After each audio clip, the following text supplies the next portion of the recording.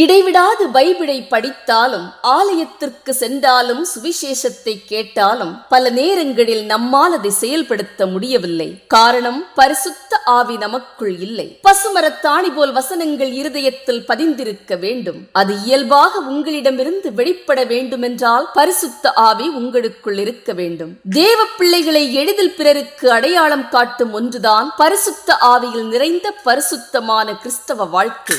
வசனங்கள் ஒருவனின் இருதயத்தில் செயல்பட்டால் அவன் வாழ்க்கையில் உன்னதமான உயரத்தை எட்டி பிடிப்பான். அது ஜீவனுள்ள வார்த்தைகள், அதற்கு அழிவே இல்லை. பரிசுத்தமான பேச்சு, செய்கை, சிந்தனை, மற்றவர்களுக்கு எடுத்துக்காட்டான வாழ்க்கை, இதுதான் பரிசுத்த ஆவி உங்களுக்குள் இருப்பதற்கான அடையாளம். சாத்தான் உங்கள் இருதயத்தில் இருந்தால் அவன் கடந்த காலத்தை உங்களுக்கு நினைவுபடுத்துவான். உன்னால் முன்னேறவே முடியாது என்று சொல்லுவான். நீ அவர்களுக்கு அடிமை என்ற எண்ணத்தை விதைப்பான். உங்கள் இயலாமையை மறந்து விடுங்கள். வசனங்களை இறுக பற்றிக் கொள்ளுங்கள்.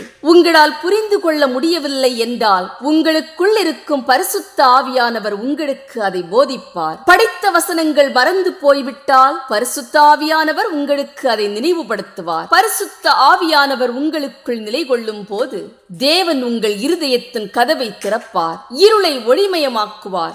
வேண்டாத நபர்களை விரட்டுவார். கடந்த காலத்தை விட உங்களை இரட்டுத்தனையாய் ஆசீர்வதிப்பார். உன்னை கேவலமாக நினைத்தவர்கள் தாழ்ச்சி அடைவார்கள். நீயோ உயரத்தில் இருப்பாய். நான் என்ற அகந்தை வேண்டாம். ஒரு நொடியில் எப்படிப்பட்டவனின் வாழ்க்கையை மாற்றும் வல்லமை இயேசுவுக்கு இருக்கிறது. ஆமென்.